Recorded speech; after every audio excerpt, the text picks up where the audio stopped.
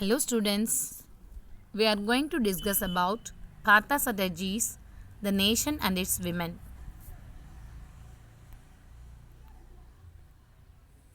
About the author and about the work.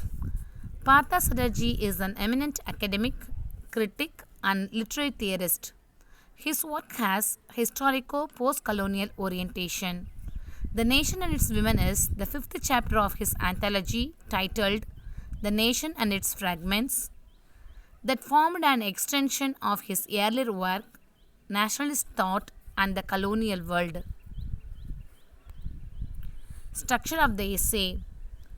The essay is divided into 6 parts titled the first one is the paradox of the women's question.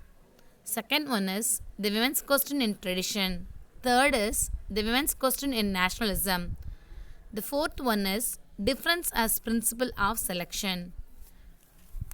Fifth title is a genealogy of the resolution. The last sixth is elements of a critique of the resolution. We shall discuss each of these in detail. The paradox of the women's question.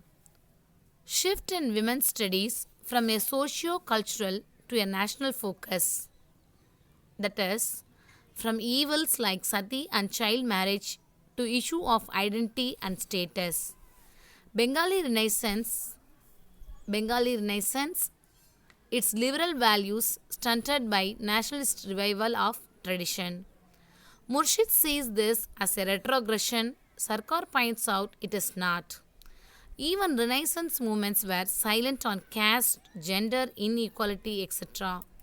Conflicting attitude towards modernization, Anglophilia and Anglophobia. Nationalist fervor seeks preservation of the unique cultural identity of the nation and its tradition. The women's question in tradition. Women seen as victims of oppression justified by spiritual authority. Emotional weaklings in need of protection. Incapable of rational thinking, ever in need of guidance. Unworthy of Vedic learning. The redeeming colonial agenda took 3 directions. The first one is proselytization by missionaries,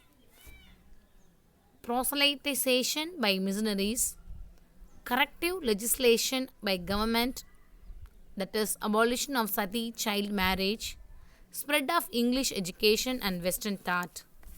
Indian cultural scene as barbarian, Western values adapted. The women's question viewed from a European angle. The women's question in nationalism. Culture has 2 aspects, material and spiritual. Europe is advanced in material aspects and so worthy of emulation.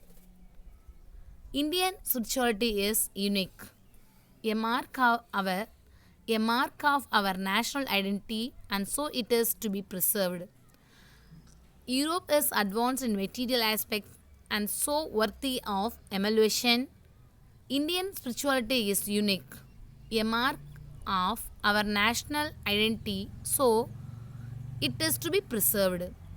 The dichotomies of material, spiritual, inner and outer, home, world have led to polarization of gender roles. Man associated with the material outer aspects, women with the inner spiritual aspects.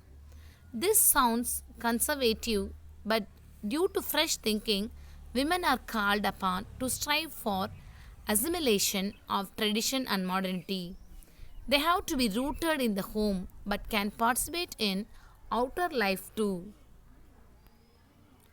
Difference as principle of selection.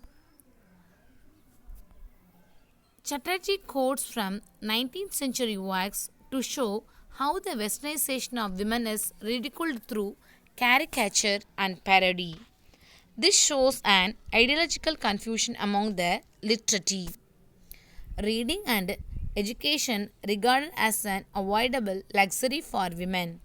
At the same time, it is argued that education of women was encouraged in ancient India. Bukhe Mukhopatyaya's Paribarik Prabandha shows this crisis in positioning women in society. Bukhe contrasts animal and human traits.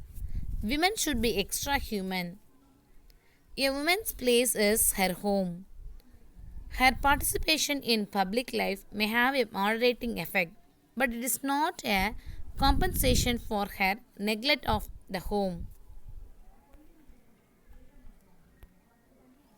Concluding remarks. We have seen the first four section of we have seen the first four sections of Chatterjee's essay in this presentation. In the subsequent sections, a genealogy of the resolution and elements of a critique of the resolution. He speaks of the resolution of the dichotomies of home and world, woman and man, spirit, matter, and inner and outer, and defines the role and status of women in a nationalistic democratic state. We shall take them up in the next presentation. Thank you.